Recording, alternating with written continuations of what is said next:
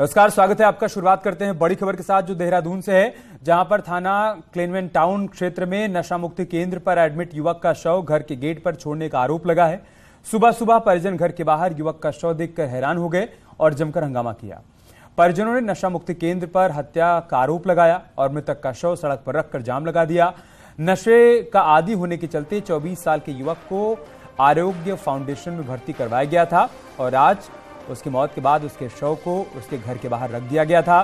सुबह सुबह परिजनों ने शव देखा तो उन्होंने हंगामा किया और शव को सड़क पर रखकर जाम में लगा दिया।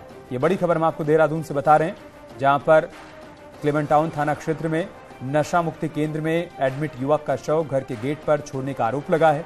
सुबह सुबह परिजन जब घर के बाहर निकले तब उन्होंने युवक का शव देखा, हैरान हो गए, जमकर हंगामा किया। परिजनों ने नशा मुक्ति केंद्र पर हत्या का आरोप लगाया है और मृतक का शव सड़क पर रखकर जाम लगा दिया। नशे का आदी होने के चलते 24 साल के युवक को आरोग्य फाउंडेशन में भर्ती करवाया गया।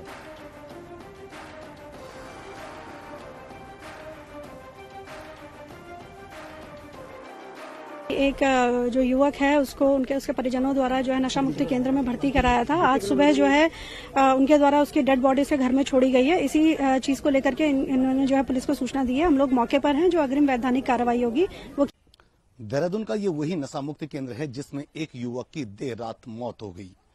युवक यहां 16 दिन पहले नशा छुड़वाने के लिए यहां पहुंचा था, लेकिन इस नशा मुक्ति केंद्र में युवक को इतना मारा गया कि युवक की हालत खराब हो गई और देर रात 24 वर्षीय युवक की इस नशा मुक्ति केंद्र में मौत हो गई। कहानी यहीं पे खत्म नहीं हुई।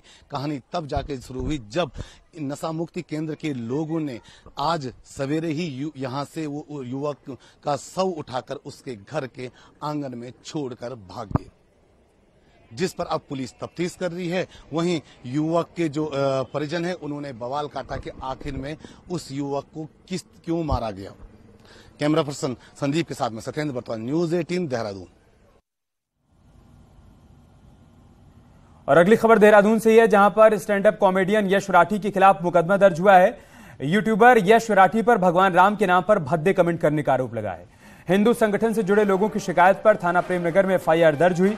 धार्मिक भावनाओं को आहत करने, गंदे कमेंट करने को लेकर FIR दर्ज की गई।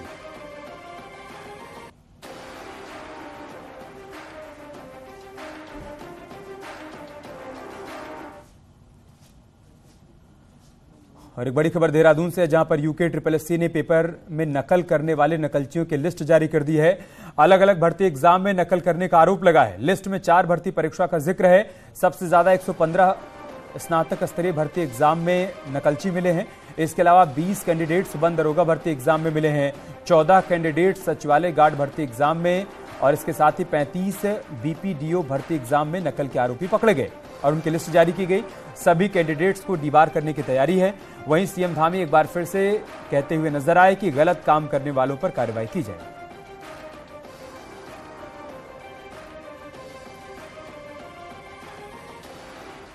हमने पहले ही कहा है कि दोनों ही आयोग अपना जो कैलेंडर है उसमें एक दिन का भी विलंब नहीं करेंगे, क्योंकि विलंब होने से बहुत सारे जो हमारे प्रतिभागी हैं उनकी जो आयु है वो आगे बढ़ जाएगी और बहुत सारे लोग उस परीक्षा में भाग लेने से वंचित हो जाएंगे।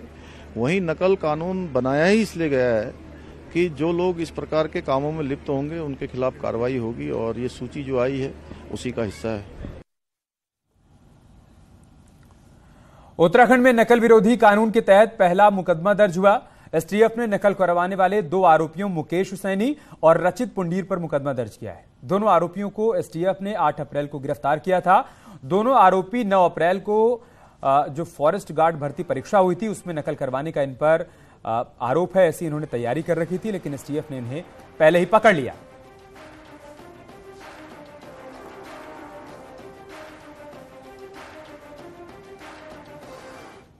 दर्ज किया गया है जो नए कानून के अंतर्गत ही किया गया है। इसमें बहुत ही कड़ी सजा का प्राविधान है। 10 साल से लेकर आजीवन कारावास तक की और 1 करोड़ रुपए से ऊपर का जुर्माने का प्राविधान है। तो निश्चित रूप से इसमें जब कार्रवाई होगी, इसमें मुकदमा दर्ज किया गया है, इन लोगों को सजा मिलेगी। और एक बड़ी खबर देहरादून से, जहां पर आज शाम को मुख्यमंत्री पुष्कर सिंह धामी की सांसदों के साथ मीटिंग होने वाली है। सीएम हाउस में शाम 7 बजे ये बैठक होगी। लोकसभा क्षेत्रों में पेंडिंग पड़े कामों पर चर्चा के साथ ही अगले साल होने वाले लोकसभा चुनाव को लेकर बातचीत की जाएगी।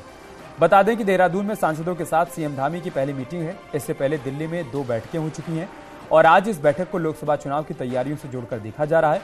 न्यूज़ 18 से बातचीत करते हुए सीएम ने खुद माना कि इस बैठक के दौरान केंद्र सरकार की योजनाओं से लेकर बीजेपी संगठन तक के मुद्दों पर चर्चा होगी।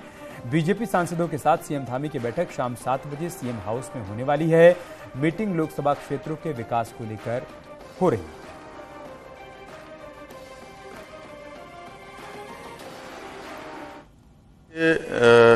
लोकसभा वाइज सभी विधायकों के साथ भी लगातार बैठ रहे हैं और उस विधानसभा से प्रत्येक विधानसभा के अलग अलग क्षेत्रों में जो समस्याएं हैं, जो भी कम्युनिकेशन होकर और अच्छा हो सकता है, उसके लिए लगातार बैठक करते हैं और सांसदों की भी हमारी नियमित रूप से बैठक होती है।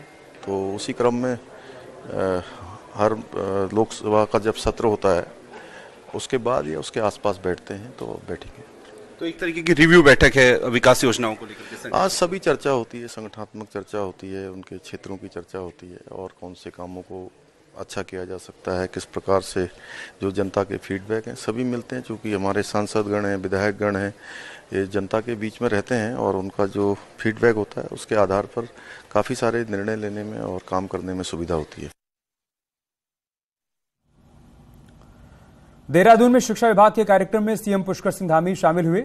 सुभाष चंद्र बोस आवासीय स्कूल में कार्यक्रम का आयोजन किया गया था। वहीं सीएम धामी ने कहा कि श्रीनगर टनकपुर में आवासीय विद्यालय बनेंगे, जहां 1 से लेकर 8वीं तक की क्लासेस चलेंगी। और इस दौरान शिक्षा मंत्री धन सिंह रावत भी मौजूद थे। धन सिंह रावत ने कहा कि जल्द ही सीएम धामी की अध्यक्षता में सभी स्कूल बोर्ड की बैठक होगी, जिसमें स्कूल बैग के बोझ को कम करने पर चर्चा की जाएगी। धन सिंह रावत ने यह भी कहा कि जल्द ही स्कूल में बच्चों के बैग रखने की व्यवस्था भी की जाएगी।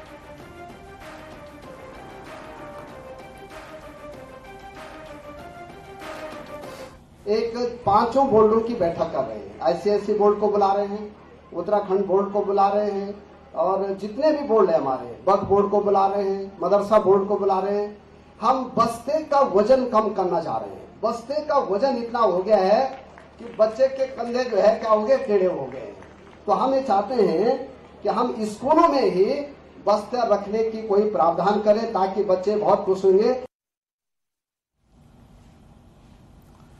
इसके अलावा देहरादून के श्री गुरु राम राय विश्वविद्यालय में दीक्षांत समारोह में मुख्यमंत्री पुष्कर सिंह धामी ने शिरकत की और 215 मेधावी छात्रों को स्वर्ण पदक से सम्मानित भी किया।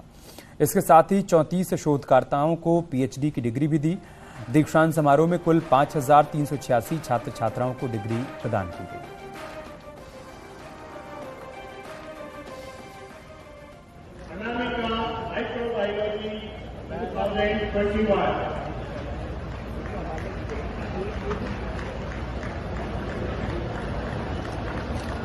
Media Burma Management Finance 2022.